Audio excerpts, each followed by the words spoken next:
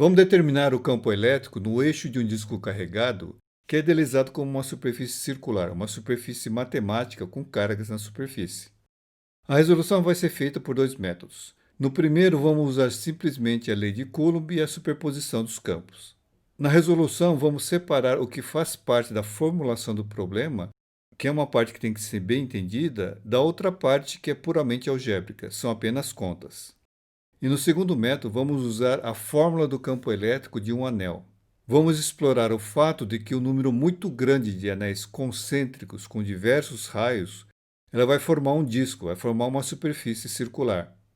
E depois analisar o resultado e ver como a intensidade do campo elétrico varia conforme a distância que o ponto de observação se encontra do plano do disco. Ok? Vamos lá. Campo elétrico do disco carregado. Considere um disco de raio R com densidade superficial de carga sigma igual a sigma zero, sendo sigma zero uma constante. Item A. Determine o campo elétrico no seu eixo. Item B. Sabendo-se que, para um anel de raio R e densidade linear de cargas lambda igual a lambda zero, sendo lambda zero uma constante, com o anel no plano XY e seu eixo coincidente com o eixo Z, o campo elétrico é dado por K2π lambda 0 Rz sobre R2 mais E2, tudo a 3 meio EZ. Usando isso, determine o campo elétrico no eixo do disco.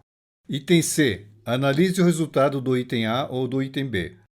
Aqui uma ilustração do enunciado. Para encontrar a solução, então primeiro definimos o sistema de coordenadas. Vamos usar coordenadas cilíndricas com o centro do disco na origem e seu eixo coincidente com o eixo Z. Desenhando, vamos atribuir uma coordenada Z para o ponto P. Vamos fazer o item A, que é determinar o campo elétrico no eixo do disco. Vamos fazer uma análise inicial. Desenhando aqui o disco e o ponto P. Um elemento de carga dQ vai gerar no ponto P um campo elétrico infinitesimal vetor dE. O outro aqui gera esse aqui mais esse, e esse aqui mais esse aqui. Quanto mais distante o dQ, menor o vetor. E assim por diante. Em P a gente vai ter esses vetores dEs, cuja soma vai ser o campo resultante no ponto. Ou o vetor E é a integral do vetor dE sobre toda a distribuição. Agora veja o que acontece com elementos equidistantes ao centro e diametralmente opostos. Desenhando o disco em corte, esse elemento dQ vai gerar em P um vetor dE. Esse outro aqui, do outro lado, a mesma distância da origem que o elemento anterior e diametralmente oposto, vai gerar um outro dE. Esses vetores têm o mesmo tamanho, ou seja, têm a mesma intensidade. Quebrando eles nos seus componentes paralelo e perpendicular ao eixo Z, a gente vai ter isso. Essas duas projeções ao longo do eixo Z têm a mesma intensidade e orientação. Então, se eu somá-los, vou ter algo diferente de zero ao longo do eixo Z. Mas esses pares diametralmente opostos ocorrem para qualquer elemento dQ. Sempre vai ter um parceiro lá do outro lado, com a mesma distância ao eixo, para os quais a projeção do vetor dE ao longo do eixo Z vai ser igual a isso que nós vimos. Então podemos esperar que a soma de todos eles vai ser algo diferente de zero. Agora veja esses componentes perpendiculares ao eixo. Eles têm a mesma intensidade, mas têm sentidos opostos. Então eles vão se cancelar. E novamente, para cada local que esteja o dQ no disco, vai ter um outro diametralmente oposto à mesma distância da origem. E os seus componentes perpendiculares vão se cancelar. Se eu fizer a soma de todos eles, naturalmente vai dar zero. Portanto, não vai existir um campo elétrico resultante perpendicular ao eixo Z. A gente pode mostrar isso matematicamente, como fizemos na resolução do exercício do campo elétrico do anel. Mas aqui, para encurtar a parte algébrica, vamos pular essa demonstração. Então, sem demonstrar, o campo elétrico E perpendicular vai ser zero. Uma vez que o campo em P é a soma do componente perpendicular e o componente axial, não existindo perpendicular, o campo vai ser puramente axial. Portanto, a gente escreve que o vetor E é igual a escalar EZ, vetor unitário EZ. Sendo que o escalar EZ é a integral do escalar dEz sobre toda a distribuição. Vamos buscar então esse escalar dEz. Desenhando aqui de novo o dQ, que gera o dE, Aqui sua projeção no eixo z, que é o único que nos interessa. O tamanho desse vetor é o escalar dz. Temos as distâncias e o ângulo beta que o vetor e faz com o eixo z. Então, o escalar dz é de cosseno beta, e o cosseno beta z sobre w dá isso aqui. Então, o escalar dz é escrito desse jeito em termos do escalar de. Mas a gente conhece esse de, que é o módulo do vetor de. Desenhando aqui de novo, o dq está a uma distância r do centro do disco e w do ponto P. O escalar de é kdq sobre w ao quadrado, sendo que aqui o dq é sigma dA. O dA é esse elemento de área definido aqui pelo dθ e dr. É esse quadradinho aqui com lados r dθ e dr. O sigma, no nosso caso, é uma constante, sigma zero, e ainda a gente tem que w ao quadrado é r ao quadrado mais e ao quadrado. Combinando tudo isso, a gente tem esse dE. Usando esse escalar dE na equação do escalar dEz, fica assim, aqui entre parênteses o dE e o resto, e vai me dar isso aqui. Bom, com o dEz eu posso então determinar o meu EZ, que é a integral dele sobre toda a distribuição. Então, escrevendo aqui, enfatizando aqui o dr e o dθ, então, para pegar toda a distribuição, eu tenho que fazer uma integração de r igual a zero até um rzão e o θ de 0 a 2π, que vai ficar desse jeito aqui. A formulação do problema termina aqui. Agora a gente precisa fazer a parte algébrica para chegar ao resultado. Então, na equação 5, a gente tem que resolver essa integral em r e θ. Resolvendo a parte em θ, vai ficar 2π integral em dr. Separando essa integral em r, isso aqui dá para resolver por substituição. Vamos chamar de u ao quadrado é r2 mais e2.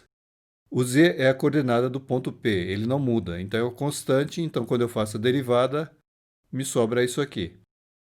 Temos que achar os novos limites da integração. Usando a equação do u ao quadrado, vamos ter para r igual a zero, u é igual a raiz quadrada de z ao quadrado. Se o z for sempre positivo, isso aqui vai me dar u igual a z.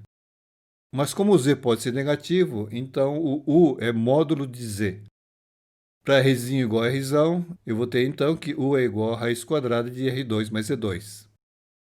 Portanto, os limites são módulo de z e r2 mais e2 a meio. Agora, só resolvendo a integral em r sem os limites, então eu vou ter isso, a integral em u, que vai me dar no final menos 1 sobre u. Portanto, a integral definida em r vai dar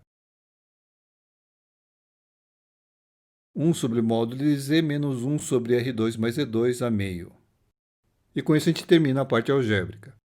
Substituindo esse resultado na nossa integral em r e θ, vai me dar 2π vezes termo entre colchetes. Usando isso junto com o fato que k é igual a 1 sobre 4πε0, o EZ fica assim. Cancelando aqui, vai dar 2 aqui no denominador. Como a gente tinha estabelecido lá no comecinho que o campo é puramente axial, então nosso resultado é isso aqui. Mais adiante no item C, vamos analisar essa equação. Vamos resolver agora usando o campo do anel. Nós temos que para um anel de raio R e densidade linear λ igual a lambda zero, o campo no ponto P localizado a uma distância z do anel é dado por isso aqui. É um campo elétrico axial. Esse resultado vale também para um anel bem fino, de largura dr, espessura zero e com uma densidade superficial de cargas sigma. Agora, nessa equação do campo elétrico do anel, a gente tem lambda zero, ou seja, uma densidade linear. E nesse anel fino aqui a gente tem sigma, ou seja, uma densidade superficial. Vamos buscar uma relação para lambda com sigma. E para fazer isso, vamos pegar uma pequena área dA desse anel fino. Então, desenhando aqui, essa parte achureada aqui é o meu dA, que tem uma quantidade de cargas dq. Agora, essa quantidade dq pode ser expressa como uma densidade linear em lambda ou uma densidade superficial com sigma. Se eu usar uma densidade lambda, ela vai ser dq dividido pelo dl. dl é esse arquinho que está aqui. E se for por sigma, é apenas dividir pela área dA. Como o dq é comum nos dois, então eu tenho que lambda dl é igual a sigma dA. Mas eu sei que o dl é r dθ e o dA é r dr dθ. Então a equação vai ficar simplesmente lambda igual a sigma dr, que no nosso caso vai ser lambda zero sigma zero dr. Então essa é a relação entre a densidade linear e a densidade superficial de cargas no meu anel de largura dr. Usando isso, vamos ter que as cargas em um anel de raio rzinho, largura dr e com uma densidade de carga sigma zero, vai gerar um campo igualmente infinitesimal dE, que vai ser dado por isso. Enfatizando aqui a substituição de lambda zero por sigma zero dr e a coordenada radial r. Agora a gente pode organizar isso aqui e escrever desse jeito aqui. Vetor dE igual a escalar dEz ao longo de E de z, sendo que o dEz é dado por isso aqui. Bom, se a gente tem o dEz, a gente pode então determinar o campo E. E o campo E no ponto P vai ser em campo puramente axial, ou seja, vetor E igual a EZ, sendo que esse escalar EZ é a integral de dEz sobre toda a distribuição. Substituindo em dEz, a gente tem que o EZ vai dar isso. Para pegar toda a distribuição, a coordenada R precisa variar de 0 a R, que vai me dar isso. E a formulação acaba aqui. Agora é a parte algébrica, que é resolver essa integral que está no 14. Essa integral foi resolvida antes, é solução 7. Vamos reescrever aqui. Então, usando isso e o fato que k é igual a 1 sobre 4πε0, o EZ fica desse jeito aqui. Cancelando, a gente tem o 2 no denominador.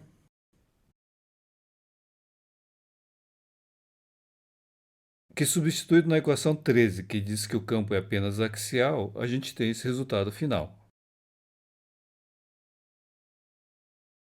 que é o mesmo que obtivemos antes. Agora vamos analisar o resultado. A gente tem o mesmo resultado dado pela equação 9 ou equação 17. O que temos nessa equação é que aparece um módulo de z no denominador do primeiro termo da equação. Apenas para lembrar que o módulo de z é mais z se o z for positivo e menos z se o z for negativo. Tipo isso aqui, por exemplo, se o z for mais 2, o módulo é mais 2. Se o z for menos 2, veja que o módulo é menos 2, que vai me dar mais 2. Portanto, a gente vai ter uma equação para o z positivo e outra para o z negativo. Para o z positivo, então, usando que o módulo de z é igual a z, vai ficar assim. E para o z negativo, onde o módulo de z é igual a menos z, vai ficar desse jeito. Dá para ver que é complicado analisar o comportamento dessas equações. Vamos de novo normalizar, que isso facilita essa análise. Vamos usar o γ igual a z sobre r. Usando então que o z é igual a γr nessas equações, a gente tem isso para z maior que zero.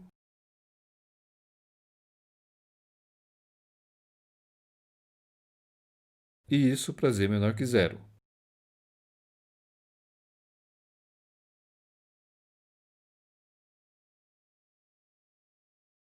A gente pode compactar isso aí. Vamos escrever o E como sigma zero sobre 2ε0 vezes uma função h de gama, que é o termo que está entre colchetes. Então, o h de gama vai ser isso aqui para o gama positivo, que é o mesmo que o z positivo, e isso aqui para o gama negativo, que é o mesmo que z negativo. E lembrando aqui que o gama, então, é z sobre r. Veja que essa função h não é definida para gama igual a zero ou z igual a zero. Então, nós temos uma descontinuidade de h em gama igual a zero. Vamos calcular alguns valores de h e vamos montar essa tabelinha com gama, z e h. Para γ igual a menos 3, o h dá menos 0,05. Para 2 vai dar menos 0,10. Para 1 vai dar menos 0,29. E para um ponto próximo do zero, digamos menos 0,1, eu vou ter então um valor próximo a menos 1. E fazendo uma tabela equivalente para o Z positivo, a gente vai ter tudo isso aqui, todo com sinal trocado. Agora veja na tabela que o H é quase 1 para Z igual a zero, ou seja, no plano do disco. Então a intensidade é máxima bem próxima ao disco. Agora, em gama igual a 3, ou seja, 3 vezes o raio, o H vale 0,05, ou seja, 5% desse valor máximo. Então, para efeitos práticos, uma distância maior que 3 vezes o raio do disco, a intensidade do campo pode ser considerada desprezível.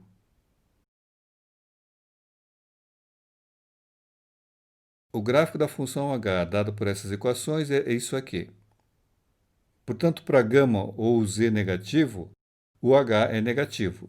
E para valores positivos, ele vai ser positivo. Então, para o z negativo, o campo E está em sentido oposto ao eixo z.